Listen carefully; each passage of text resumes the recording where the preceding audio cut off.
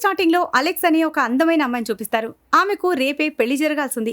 అందుకే ఆమె త్వరగా న్యూయార్క్ చేరుకోవాలి. అదే విమానాశ్రయంలో మనకి బెన్ అనే ఒక డాక్టర్ కూడా కనిపిస్తాడు. ఇతని కూడా న్యూయార్క్ లో అత్యవసరంగా ఒక పేషెంట్ కు సర్జరీ చేయాల్సి ఉంటుంది. అయితే వీళ్ళు వెళ్లాల్సిన విమానం అప్పటికే వెళ్లిపోయిందని, తర్వాతి విమానం రేపు కానీ రాదని తెలుస్తుంది. ఎలాగైనా న్యూయార్క్ వెళ్లాలని బెన్ ఒకరితో మాట్లాడుతూ ఉండగా అలెక్స్ అది విని అతని దగ్గరకు వస్తుంది. నాకు కూడా అత్యవసరంగా వెళ్లాల్సిన పనుంది. మనం ఇద్దరం కలిసి ఒక ప్రైవేట్ ప్లేన్ బుక్ చేసుకుందాం అని ఆమె బెన్ కు సలహా ఇస్తుంది. వాళ్ళొక ముసలి పైలట్ ను సంప్రదించి ప్రైవేట్ ప్లేన్ లో ప్రయాణం మొదలు పెడతారు. ఆ విమానంలో పైలట్తో పాటు అతని పెంపుడు కుక్క కూడా ఉంటుంది. ప్రయాణం అంతా సాఫీగా సాగుతున్న సమయంలో అకస్మాత్తుగా పైలట్ ఆరోగ్యం పాడవుతుంది. బెన్ అతనికి సహాయం చేయడానికి వెళ్లేలోపే పరిస్థితి చేదాటిపోతుంది. విమానం నియంత్రణ కోల్పోయి ఒక ఎత్తైన మంచు శిఖరాన్ని బలంగా ఢీకొంటుంది. ఈ ప్రమాదంలో పైలట్ అక్కడికక్కడే మరణిస్తాడు. కానీ బెన్, అలెక్స్, ఆ కుక్క ప్రాణాలతో బయటపడతారు. అయితే వాళ్ళకి తీవ్రంగా గాయాలవుతాయి. బెన్ నెమ్మదిగా విమానం నుండి బయటకు వచ్చి చుట్టూ చూస్తాడు. అతను ఎంత గట్టిగా అరిచినా అక్కడ ఎవ్వరూ కనిపించరు. చుట్టూ కేవలం మంచుకొండలు మాత్రమే కనిపిస్తాయి. బెన్ పైలట్ మృతదేహాన్ని బయటకు తీసి మంచులో సమాధి చేస్తాడు. అలెక్స్ ఇంకా స్పృహలోనే ఉంటుంది. బెన్ ఆమె గాయాలకు కట్టుకడతాడు. అక్కడ చలి చాలా ఎక్కువగా ఉండటంతో వాళ్ళు విమాన శకలాల దగ్గరే మంటలు వేసుకుని విశ్రాంతి తీసుకుంటారు. మరుసటి రోజు ఆకాశంలో ఒక విమానం వెళ్తూ ఉండటం బెన్ గమనిస్తాడు. వెంటనే సహాయం కోసం ఫ్లేర్ గన్ కాలుస్తాడు. కానీ ఆ విమానం చాలా ఎత్తులో ఉండటం వల్ల వాళ్ళకి సిగ్నల్ అందదు. అది నేరుగా వెళ్ళిపోతుంది. తన పెళ్లి ఆగిపోతుందేమో అని అలెక్స్ చాలా కంగారు పడుతుంది. అసలు తాము ప్రైవేట్ ప్లేన్లో వస్తున్నామన్న విషయం ఎవరికీ తెలీదు. పైగా అలెక్స్ మొబైల్ కూడా పగిలిపోవడంతో తామిక్కడ పూర్తిగా చిక్కుకుపోయామని బెన్ ఆమెకు వివరిస్తాడు. బెన్ ఫోన్లో సిగ్నల్ రాదు. అలెక్స్ మొబైల్ కూడా పూర్తిగా పగిలిపోతుంది. మనం ఇలా చేతులు కట్టుకుని కూర్చుంటే లాభం లేదు. మన దగ్గర ఆహారం కూడా తక్కువగా ఉంది. ఎలాగైనా ఇక్కడ నుండి బయటపడడానికి దారి వెతకాలని అలెక్స్ అంటుంది. కానీ బయట చలి చాలా ఎక్కువగా ఉందని, వెళ్తే అనారోగ్యం పాలవుతామని, ఎవరైనా రక్షించడానికి వస్తారేమో అని వేచి చూడటం మంచిదని బెన్ చెప్తాడు. అలా 4-5 రోజులు గడిచినా ఎవరూ రారు. మనం ఇలాగే కూర్చుంటే ప్రయత్నం చేయకుండా చనిపోతాం. మన దగ్గర ఉన్న ఆహారం కూడా అయిపోవస్తోంది అని అలెక్స్ నిలదీస్తుంది. ఆమె మాటల్లో నిజం గ్రహించిన బెన్ బయటకు వెళ్ళడానికి ఒప్పుకుంటాడు. కానీ అలెక్స్ గాయాలు ఇంకా తగ్గకపోవడంతో ఆమెను విమానం దగ్గరే ఉండమని చెప్పి బెన్ ఒక్కడే దారి వెతకడానికి బయలుదేరతాడు. బయట ఎన్ని కిలోమీటర్లు నడిచినా మంచుకొండలు తప్ప ఏమీ కనిపించవు. అలసిపోయిన బెన్ తిరిగి వస్తూ ఉండగా ఒక్కసారిగా కాలు జారి లోతైన లోయలోకి పడబోతాడు. అదృష్టవశాత్తు కొన్ని రాళ్ల మధ్య చిక్కుకుని ప్రాణాలతో బయటపడతాడు. మరోవైపు విమానం దగ్గర ఉన్న అలెక్స్ బెన్ మొబైల్లో రికార్డింగ్స్ వింటూ ఉంటుంది. అకస్మాత్తుగా ఒక ప్రమాదకరమైన అడవి జంతువు అక్కడికి వస్తుంది. దాన్ని చూసి కుక్క గట్టిగా మొరుగుతూ దాని పైకి వెళ్తుంది. కానీ ఆ జంతువు కుక్కను తీవ్రంగా గాయపరుస్తుంది. ఆ తర్వాత అది అలెక్స్ వైపు రావడం మొదలు పెడుతుంది. అలెక్స్ భయంతో వణికిపోతూ వెంటనే ఫ్లేర్ గన్ తీసి దాని తలవైపు కాలుస్తుంది. దెబ్బకు ఆ జంతువు అక్కడి నుండి పారిపోతుంది. కొంతసేపటికి బెన్ అక్కడికి చేరుకుంటాడు. అలెక్స్ జరిగిన విషయాన్ని వివరించి, నేను దాని తలపై కాల్చాను, అది ఖచ్చితంగా దగ్గరలోనే పడిపోయి ఉంటుంది, వెళ్ళి చూడు అని చెప్తుంది. బెన్ వెళ్ళి వెతకగా కొద్ది దూరంలోనే ఆ జంతువు చనిపోయి కనిపిస్తుంది. బెన్ దాన్ని విమానం దగ్గరకు తీసుకొస్తాడు. చాలా రోజుల తర్వాత వాళ్ళకి మంచి ఆహారం దొరుకుతుంది. ఆ జంతువు మాంసాన్ని వండుకుని తిన్న తర్వాత వాళ్ళకి కొంచెం శక్తి వస్తుంది. ఆ ఆహారం రుచి చూశాక చాలా రోజులుగా సరైన తిండి లేకపోవడంతో ఆ మిగిలిన మాంసాన్ని కూడా తర్వాత తిందామని తమ బ్యాగులో భద్రపరుచుకుంటారు. అప్పుడు అలెక్స్ ఒక సలహా ఇస్తుంది. మనం ఈ కొండ దిగి కిందకు వెళ్ళాలి. బహుశా కిందకు వెళ్తే నీ ఫోన్లో నెట్వర్క్ వస్తుందేమో. మనకు ఇక్కడ నుండి బయటపడడానికి ఉన్న ఏకైక మార్గం ఇదే అని చెప్తుంది. కానీ బెన్ అందుకు ఒప్పుకోడు. అలా జరగదు. ఇక్కడ నెట్వర్క్ వచ్చే అవకాశమే లేదు. మనం ఉన్నది ప్రపంచానికి చాలా దూరంగా ఉన్న ప్రదేశంలో అనిపిస్తోంది. మనం గనక బయటకు వెళ్తే ఈ విపరీతమైన చలికి చనిపోతాం అని హెచ్చరిస్తాడు. దానికి అలెక్స్ చనిపోయినా పర్వాలేదు, కనీసం ఇక్కడ నుండి బయటపడడానికి ప్రయత్నం చేశామన్న తృప్తి ఉంటుంది. అయినా ఇక్కడే కూర్చుంటే మాత్రం ఎన్ని రోజులు బతుకుతాం? మన దగ్గర ఉన్న ఆహారం మరో 15 నుంచి 20 రోజులకు మించి రాదు అని గట్టిగా వాదిస్తుంది. ఇద్దరి మధ్య ఈ విషయంలో చిన్నపాటి గొడవ జరుగుతుంది. ఇద్దరూ కోపంగా అక్కడే నిద్రపోతారు. మరుసటి రోజు ఉదయం అలెక్స్ త్వరగా నిద్రలేస్తుంది.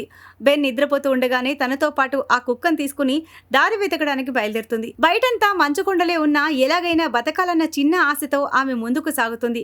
కొద్దిసేపటికి బెన్ నిద్రలేచి చూసేసరికి అలెక్స్ అక్కడ ఉండదు. ఆమె రాసిన ఒక ఉత్తరం అతనికి కనిపిస్తుంది. అందులో, నేను సహాయం కోసం వెళ్తున్నాను, నాకేవైనా దారి కనిపిస్తే నిన్ను కూడా ఇక్కడి నుండి తీసుకువెళ్తానని రాసుంటుంది. అయితే బెన్కు తెలుసు అక్కడి నుండి బయటపడడం అంత సులభం కాదని. ఎందుకంటే అతను ఇదివరకే చాలా దూరం వెళ్లి వెతికి ఉంటాడు. అలెక్స్ ప్రమాదంలో పడుతుందని కంగారు పడుతూ బెన్ విమానం నుండి బయటకు వస్తాడు. మంచుపై ఉన్న ఆమె అడుగుజాడలను గమనిస్తూ ఆమె ఏ దిశలో వెళ్ళిందో కనిపెడతాడు. అలా చాలా దూరం నడిచిన తర్వాత చివరికి అతనికి అలెక్స్ కనిపిస్తుంది. ఆమెను చూడగానే బెన్ తన నడక వేగాన్ని పెంచి కొంత సమయం తర్వాత అలెక్స్ను చేరుకుంటాడు. ఒకరినొకరు చూసుకోవడంతో ఇద్దరికి ప్రాణం లేచి వచ్చినట్లు అవుతుంది. కానీ అప్పటికే అలెక్స్ నడవలేక బాగా అలసిపోతుంది. చలికి వణికిపోతూ ఉంటుంది. పద మనం తిరిగి విమానం దగ్గరికి వెళ్ళిపోదామని బెన్ చెప్తాడు. కానీ అలెక్స్ మాత్రం మనం చాలా దూరం వచ్చేసాం, బహుశా ముందుకు వెళ్తే ఏదైనా దారి దొరకవచ్చు, మళ్ళీ అక్కడికి వెళ్ళి ఏం చేస్తామని చెప్తుంది. అలా ఒక చిన్న ఆశతో ఇద్దరూ కలిసి ముందుకు వెళ్తారు. చాలా దూరం ప్రయాణించాక వాళ్ళకి ఒక గుహ కనిపిస్తుంది. వెంటనే లోపలికి వెళ్ళి మంట వేసుకుని తమ శరీరాన్ని వేడి చేసుకుంటారు. అంత సుదీర్ఘ ప్రయాణం తర్వాత వాళ్ళకి ఆ గుహలో మంచి విశ్రాంతి దొరుకుతుంది. బాగా అలసిపోవడంతో ఇద్దరూ గాఢ నిద్రలోకి చేరుకుంటారు. మరుసటి రోజు ఉదయం మళ్ళీ ప్రయాణం మొదలు పెడతారు. కానీ ఎంత దూరం వెళ్ళినా సహాయం దొరికే సూచనలేవీ కనిపించవు. అప్పుడు బెన్ తన దగ్గర ఉన్న బైనాక్యులర్తో చుట్టుపక్కల ప్రాంతాలను పరిశీలిస్తాడు. దూరంగా ఏదో ఒక వస్తువు మెరుస్తున్నట్లు కనిపిస్తుంది. అది చాలా దూరంలో ఉన్నప్పటికీ అలసటను లెక్క చేయకుండా ఆ మెరుపు కనిపిస్తున్న వైపు నడక సాగిస్తారు. తీరా అక్కడికి చేరుకున్నాక వాళ్ళకి ఒక షాకింగ్ విషయం తెలుస్తుంది. అక్కడ కింద లోతైన లోయ ఉంటుంది. మంచు కూడా కరుగుతూ ఉంటుంది. అక్కడ కేవలం మంచుతో ఏర్పడిన ఒక సన్నని గోడ లాంటి దారి మాత్రమే ఉంటుంది. మనం ఇక్కడి నుండి వెళ్తే కాలు జారి నేరుగా లోయలో పడిపోతాం. మంచు మీద కాలు జారడం చాలా సహజం, కాబట్టి మనం ఈ దారిలో వెళ్ళడం అస్సలు మంచిది కాదని బెన్ హెచ్చరిస్తాడు. మళ్ళీ ఆ పాత గుహకే వెళ్ళిపోదామని బెన్ అంటే అలెక్స్కు బాగా కోపం వస్తుంది. అక్కడికి వెళ్ళి ఏం చేద్దాం, మన చావు కోసం ఎదురు చూద్దామా అని నిలదీస్తుంది. ఇదే సమయంలో తమ వెంట ఉన్న కుక్క కనిపించడం లేదని వాళ్ళు గమనిస్తారు. అది ఎక్కడో దారి తప్పిపోయిందని వాళ్ళకి అర్థమవుతుంది. బెన్ ఆ కుక్క అడుగుజాడలను గమనిస్తూ దాన్ని వెతకడానికి వెళ్తాడు. కానీ కొద్దిసేపటికే కుక్క అడుగుజాడలను వెతుకుతూ వెళ్లిన బెన్కు కొద్ది దూరంలో ఒక ఇల్లు కనిపిస్తుంది. అయితే ఆ ఇంట్లో మనుషులెవ్వరూ ఉండరు. కానీ ఈ గడ్డకట్టే చలిలో విశ్రాంతి తీసుకోవడానికి ఒక ఇల్లు దొరకడం వాళ్ళకి పెద్ద ఊరటనిస్తుంది. బెన్ వెంటనే అలెక్స్ దగ్గరికి వెళ్తాడు. అలెక్స్ సంతోషంతో అతని వైపు వస్తూ ఉండగా ఒక్కసారి ఆమె కింద ఉన్న మంచు పొర పగిలిపోతుంది. అలెక్స్ నేరుగా ఆ చల్లటి నీటిలోకి పడిపోతుంది. బెన్ తక్షణమే స్పందించి ఆమెను బయటకు తీసి ఎత్తుకుని ఆ ఇంటి లోపలికి చేరుస్తాడు. నీటిలో పడటం వల్ల అలెక్స్ శరీరం గడ్డకట్టుకుపోయి ఆమె స్పృహ కోల్పోతుంది. బెన్ ఒక డాక్టర్ కాబట్టి వెంటనే ఆమెకు ఒక ఇంజెక్షన్ ఇచ్చి శరీరం సాధారణ స్థితికి వచ్చేలా చేస్తాడు. కొద్దిసేపటికి అలెక్స్కు మెలకు వస్తుంది. ఆ ఇంట్లో దొరికిన ఆహారంతో బెన్ ఆమె కోసం వంట చేస్తాడు. బెన్ ప్రవర్తన చూసి అలెక్స్ మనసులో అతనిపై గౌరవం, ఇష్టం పెరుగుతాయి. ఇతను చెడ్డవాడైతే నన్ను ఆ స్థితిలో వదిలేసి వెళ్ళిపోయేవాడు, కానీ నా ప్రాణాలు కాపాడాడు. పైగా ఇప్పటి వరకు నన్ను తప్పుగా తాకడానికి కూడా ప్రయత్నించలేదని ఆమె అనుకుంటుంది. వాళ్ళిద్దరూ ఆ ఇంట్లోనే మరో 4 నుండి 5 రోజులు గడుపుతారు. ఒకరోజు బెన్ బయట కట్టెలు కొడుతూ ఉండగా అలెక్స్ మళ్ళీ అతని ఫోన్లో రికార్డింగ్స్ వింటూ ఉంటుంది. అందులో బెన్ భార్య వాయిస్ ఉంటుంది. అది చూసిన బెన్ మొదట కోప్పడతాడు. అలెక్స్ క్షమాపణ అడిగి అసలు మీ భార్య ఎక్కడుందని అడుగుతుంది. 2 క్రితమే ఆమె ఒక వ్యాధి వల్ల చనిపోయిందని బెన్ బాధపడుతూ చెప్తాడు. అది విని అలెక్స్ చలించిపోయి అతన్ని హత్తుకుంటుంది. ఆ సన్నిహిత్యం వాళ్ళ మధ్య ఉన్న స్నేహాన్ని ప్రేమగా మారుస్తుంది. ఆ రాత్రి వాళ్ళిద్దరూ దబిడిదిబిడి చేస్తారు. మరుసటి రోజు ఉదయం వాళ్ళు తమ ప్రయాణాన్ని మళ్లీ మొదలు పెడతారు. మంచు కొండల గుండా చాలా దూరం వెళ్తారు. కానీ చలిగాలి తీవ్రత పెరగడంతో అలెక్స్ అడుగు తీసి అడుగు వేయలేని స్థితికి చేరుకుంటుంది. అప్పుడు బెన్ ఒక చెక్క పలక లాంటిది తయారు చేసి దాని మీద అలెక్స్ను పడుకోబెట్టి లాక్కుంటూ ముందుకు వెళ్తాడు. వాళ్ళ వెంట ఆ కుక్క కూడా నడుస్తూ ఉంటుంది. చాలా దూరం ప్రయాణించిన తర్వాత అలసటతో ఒక చెట్టు కింద కూర్చుంటారు. ఇప్పటి వరకు వాళ్ళకి ఎటువంటి సహాయం అందలేదు. పైగా ఇప్పుడు వాళ్ళ దగ్గర తినడానికి కనీసం ఒక్క మెతుకు కూడా మిగలదు. ఇక మన చావు ఖాయం, మన వల్ల అయినంత వరకు ప్రయత్నించాం, దీనికి మించి పోరాడే శక్తి మనలో లేదని ఇద్దరూ మానసికంగా సిద్ధమైపోతారు. ఆకలి, అలసట వల్ల శరీరం పూర్తిగా నీరసించిపోతుంది. అలా ఒకరినొకరు హత్తుకుని అక్కడే నిద్రపోతారు. కొంతసేపటికి ఆ కుక్క వచ్చి బెన్ను నిద్ర లేపడానికి ప్రయత్నిస్తుంది. కానీ విపరీతమైన చలి వల్ల వాళ్ళ శరీరాలు మొద్దుబారిపోతాయి. బెన్ లేవబోయి కాలు జారి కిందకి దొర్లుకుంటూ వెళ్తాడు. కానీ అదృష్టవశాత్తు తనను తాను నిలదొక్కుంటాడు. ఆ కుక్క బెన్ను కొంచెం దూరంలో ఉన్న ఒక చోటుకి తీసుకెళ్తుంది.